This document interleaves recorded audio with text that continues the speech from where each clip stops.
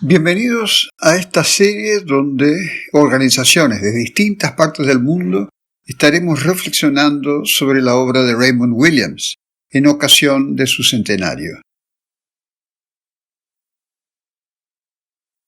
Soy Américo Castilla, director de la Fundación TIPA basada en Argentina y una de las instituciones invitadas a este diálogo.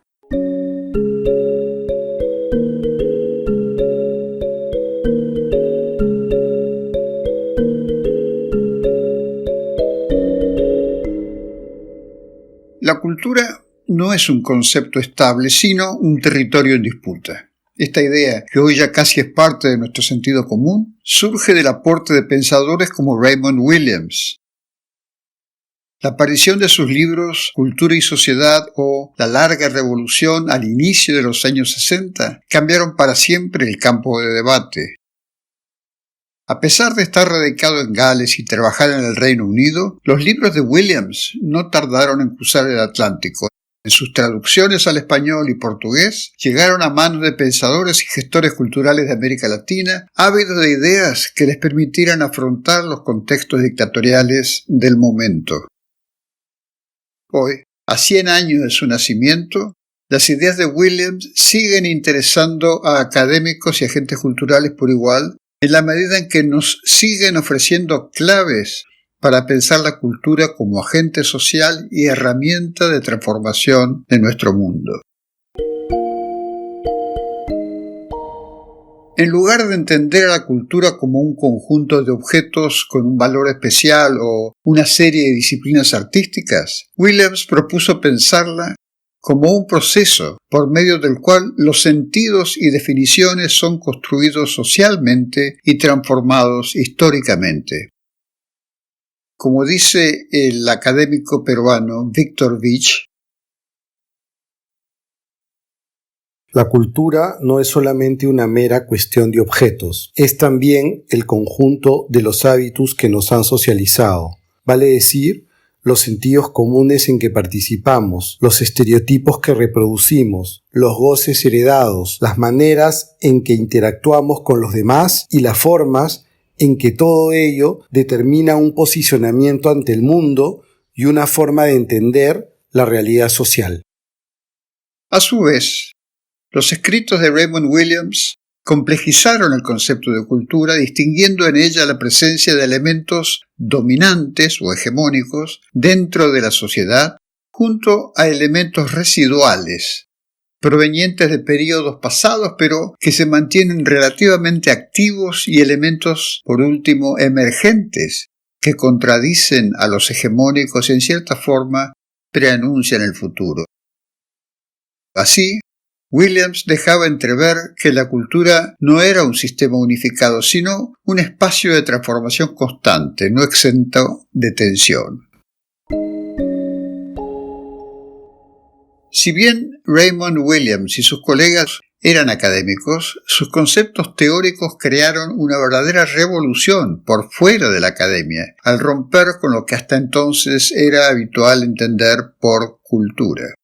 Su pensamiento ofreció además una nueva mirada sobre las producciones culturales y su vínculo con otras prácticas sociales. Desde la perspectiva que él mismo denominó materialismo cultural, sus estudios sobre la literatura inglesa en el siglo XIX, la historia del teatro contemporáneo o la emergencia de las vanguardias se caracterizaron por poner en primer plano el carácter material de los procesos simbólicos. La cultura no fue pensada por Williams como un derivado ulterior de determinaciones externas, sino como una dimensión constitutiva de los procesos sociales. Horacio Tarcus es un investigador argentino especializado en la historia intelectual del socialismo y el marxismo, que estudió el pensamiento de Raymond Williams y su recepción en América Latina. Williams fue escritor, académico, novelista y crítico cultural. Y esta heterogeneidad se traduce también en su legado.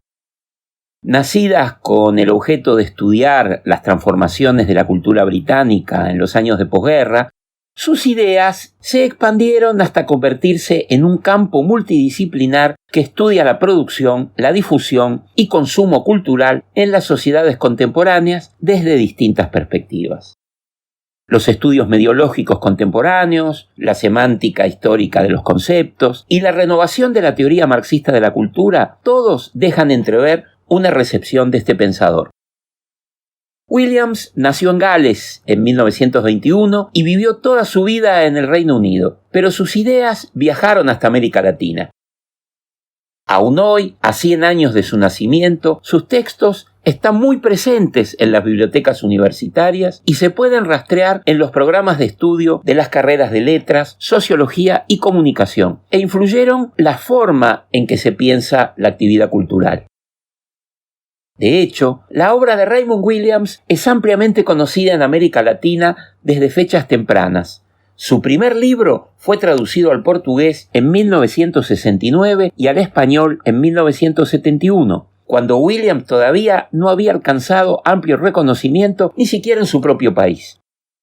Con traducciones producidas en España, Argentina y Brasil, la obra de Williams se expandió rápidamente por toda América Latina, y lo hizo en un contexto peculiar. En aquel momento, estos países estaban bajo el régimen de dictaduras de derecha.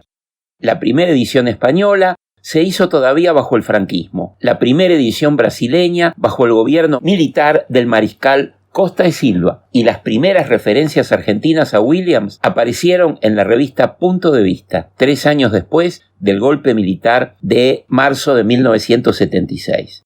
Por ese entonces, leer a Raymond Williams, sobre todo de manera colectiva, como se realizaba en los grupos de estudio de los años 70 y 80, representaba, por decirlo menos, una toma de riesgo.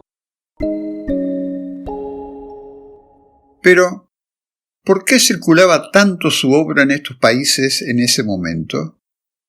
Es posible conjeturar que, aunque Williams no se lo propusiera de modo consciente, su obra ofrecía herramientas valiosas para pensar los procesos de resistencia cultural que acontecían en ese momento en América Latina. Por un lado, su idea de cultura excedía el trabajo de las instituciones culturales tradicionales, consolidadas, y reconocía la tarea contrahegemónica de espacios y colectivos más flexibles, no consolidados, no institucionales, a los que denominó formaciones culturales. Fueron estos espacios, como los grupos de estudio semiclandestinos durante la dictadura o los intelectuales que se agrupaban alrededor de revistas culturales, los que más estimularon la circulación del pensamiento de Williams en aquel momento. Una segunda hipótesis es que la instauración de dictaduras militares empujaba al pensamiento de izquierdas a cuestionar o exceder las viejas fórmulas con las que se pensó tradicionalmente la relación entre política, cultura e intelectuales. La obra de Williams, inspirada por la renovación del pensador italiano Antonio Gramsci, ofrecía un marxismo renovado. No era, claro está, un marxismo de partido, sino que aparecía depurado de cualesquiera cristalizaciones sectarias y estaba atento a las formas, a los estilos, a los medios.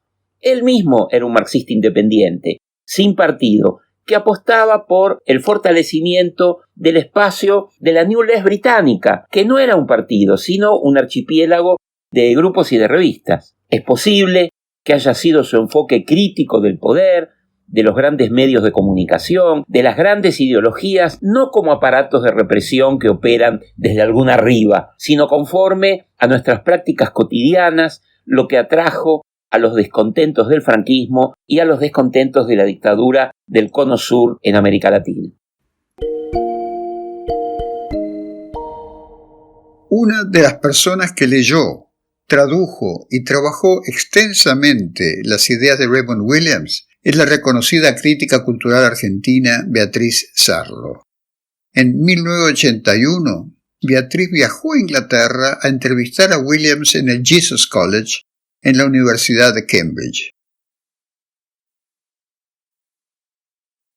Fue mi primer viaje a Europa y mi primer viaje a Inglaterra, y elegí en Inglaterra prácticamente tomarme un tren en Londres ir hasta Cambridge para verlo a Williams en Jesus College. Previamente le había escrito una carta y a Williams le resultó tan extraño que de ese fondo del mundo que era la Argentina, él no hablaba castellano ni conocía América Latina, de ese fondo del mundo que era la Argentina le llegara esta persona. Le resultó tan extraño que invitó a su mujer a la reunión. O sea que estaba Mrs. Williams junto con Williams en esa oficina de Jesus College. Le hice un reportaje que después publiqué en una revista que yo sacaba en esa época.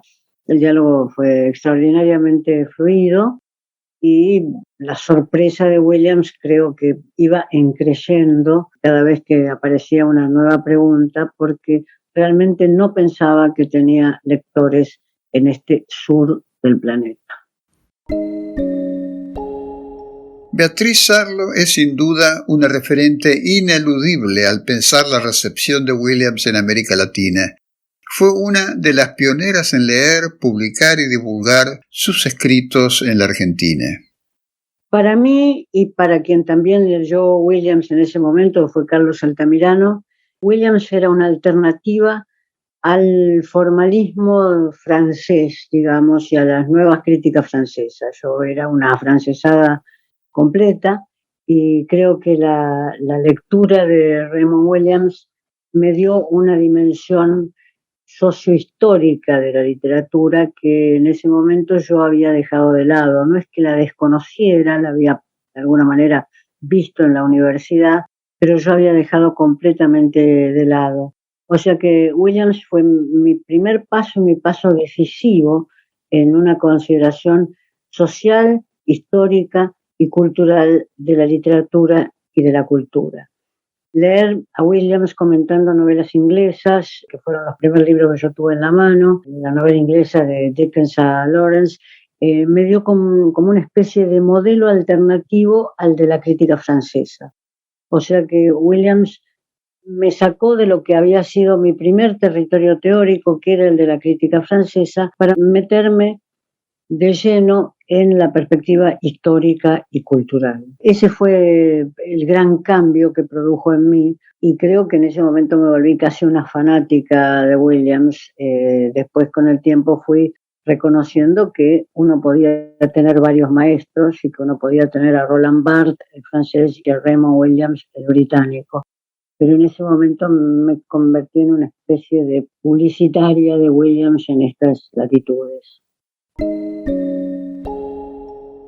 Raymond Williams no fue solamente un camino de salida, no de separación, pero sí de salida del imperio de la crítica francesa. Fue también un camino alternativo de lo que se llamaba en ese momento la crítica marxista o la crítica sociológica más dura de inspiración marxista. Raymond Williams, como buen británico, conocía su marxismo, pero no era el marxismo más duro y más estructurado que teníamos los latinoamericanos o los argentinos en ese momento. O sea que la inspiración sociológica de Williams fue también un camino para matizar los conceptos. En ese momento se manejaban de manera muy dura, de base económico-social y superestructura cultural. Williams tiene una idea mucho más lábil, mucho más comunicada de lo que sucede entre algunos acontecimientos que tienen lugar en la dimensión económico-social y los acontecimientos culturales. No tiene nunca una relación ni mecánica ni previamente establecida. No va a buscar lo que ya sabe en la cultura, sino que va a buscar quizás sorpresas respecto de lo que ya se sabe. Entonces, Williams fue también un aprendizaje no solo respecto de la crítica francesa, sino de aquellos que en ese momento nos considerábamos marxistas, un aprendizaje de una perspectiva sociológica e ideológica más lábil, más matizada, más cuidadosa de los detalles, más cuidadosa de las formalidades de la literatura y de la cultura. Después de las dictaduras, las ideas de Raymond Williams siguieron circulando. Para nombrar solo algunos ejemplos, sus tradiciones aparecieron en revistas culturales como El cielo por asalto o la revista Causas y Azares. La lectura de sus obras pasó a los programas de las carreras de letras, de sociología y de comunicación. Sus textos están presentes en las bibliotecas universitarias latinoamericanas y algunos de los conceptos que forjó o que contribuyó a reformular, pensemos en términos como estructura de sentimientos, tradición selectiva, fracciones y formaciones intelectuales, o determinación y sobredeterminación, o la serie hegemónico, contrahegemónico, emergente y residual, adquirieron en los últimos 50 años un uso frecuente en buena parte de los estudios culturales y en la ensayística latinoamericana, al punto tal que en el año 2001 la crítica cultural María Elisa Sebasco, profesora de la Universidad de Sao Paulo, le dedica un libro íntegro a su obra, Para leer a Raymond Williams. 2 años después, una editorial argentina lo daba a conocer en una versión en castellano. Williams, como tantos autores que fueron muy difundidos en las décadas del 60 y del 70, no es un pensamiento, su obra no está en la primera línea de las lecturas. Persisten aquellos que lo leímos en la década del 60 y del 70, pero como se sabe, las lecturas teóricas y las lecturas histórico-sociales de inclinación teórica van cambiando con ciertos cambios en las perspectivas académicas. Yo diría, Williams no es una presencia que tenga la importancia, el peso y la centralidad que tuvo para nosotros en la década del 70 y la década del 80. Eso no quiere decir que haya desaparecido. Yo diría, en lo que yo escribo está presente su perspectiva sociocultural, no mecanicista, respecto de la literatura y la cultura.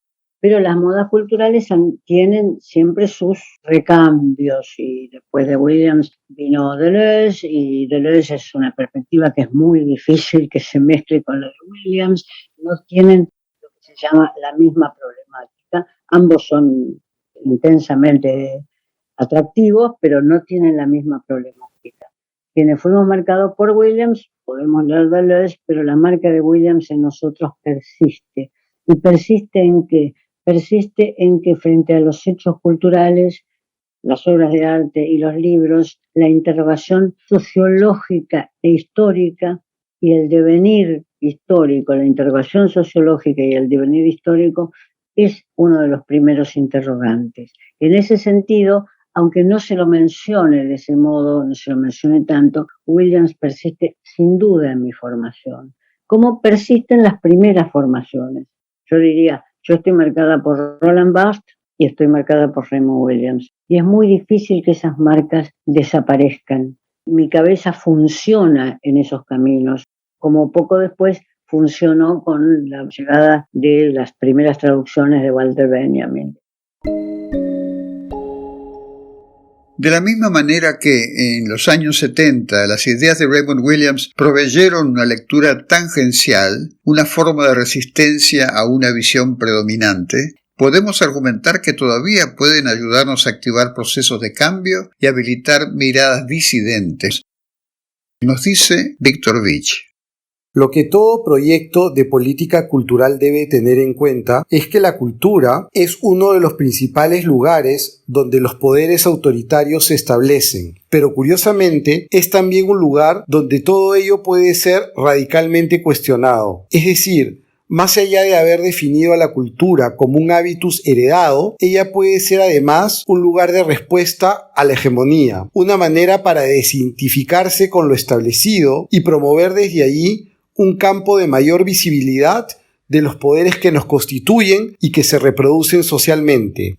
Atacar un problema social desde la cultura implica preguntarse cuáles son los fantasmas que sostienen a las prácticas sociales existentes, cuáles sus estructuras de goce, cómo se resisten a los cambios y cómo han terminado por constituirse los poderes en hábitos hondamente asentados en el mundo social.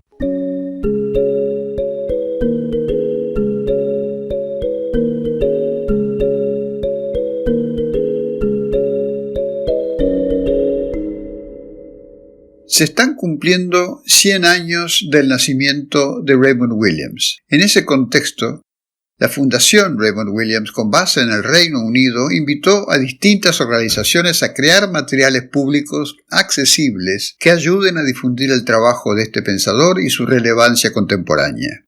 Este es uno de ellos.